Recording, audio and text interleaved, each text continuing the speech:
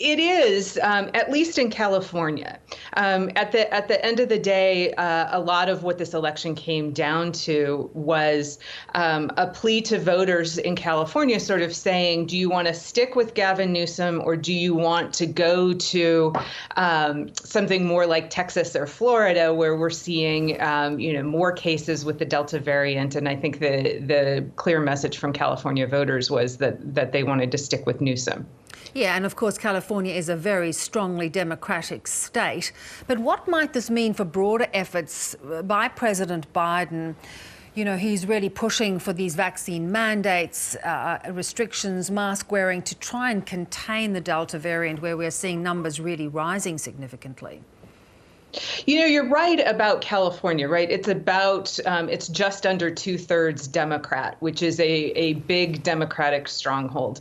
And in fact, when Newsom was elected, it was in a landslide that the state hadn't seen since 1950, and the recall went down with an even higher percentage of the voters.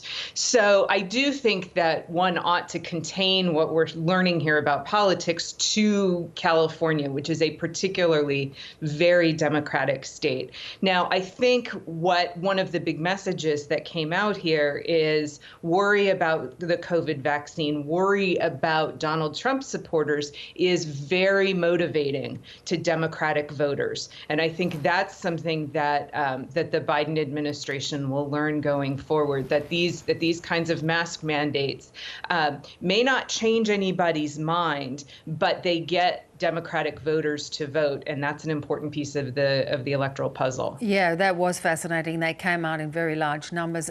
Do you think, too, it was a victory for that? There's been efforts to try and restrict voting in a number of states. There was also a really strong effort to call into question what any result of the election might be. Yet we saw Larry Elder there saying, "Let's accept the defeat." That was quite interesting, wasn't it?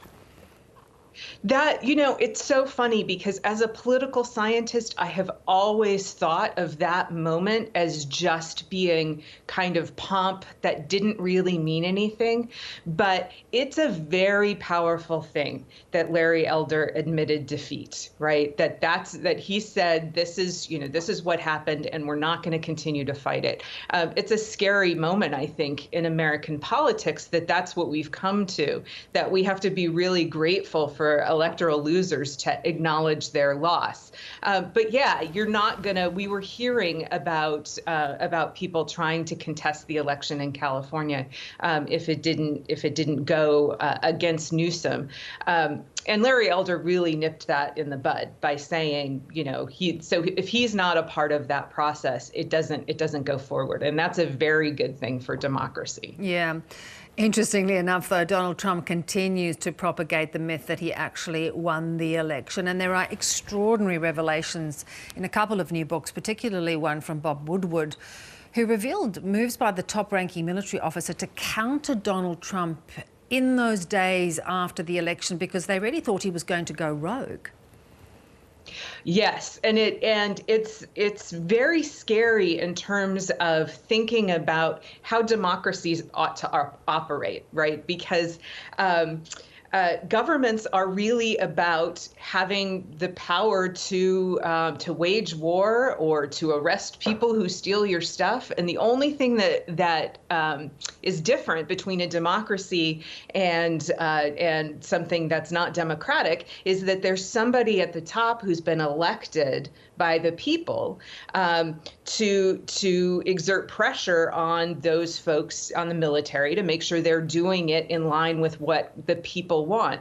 And one of the things that came out of it is not only was Donald Trump clearly going rogue and clearly behaving in these ways, but it ends up breaking this myth of democratic power over the military, right? Because we now know that the military can do this, and if they can do it to Donald Trump, they can do it to Joe Biden. So it's super scary that they felt like they needed to do that to Donald Trump, but it's important to think about that part of the importance of elections is putting in people who actually will be effective at pushing back against those kind of non-democratic pressures. Yeah, because you're right. It's a double-sided coin, isn't it? I mean, we had this senior military officer contacting China saying it's okay, don't be concerned, we're under control. There's not going to be any attack, and saying we'll let you know if anything happens. Now, how unusual would that be?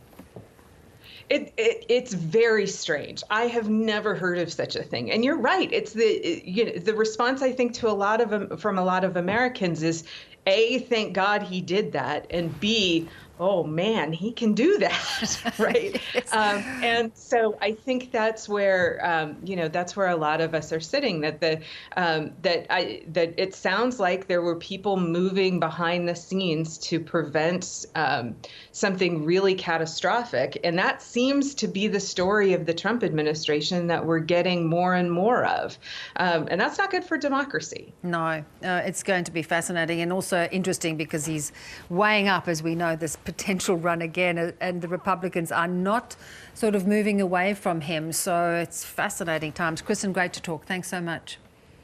Thanks for having me.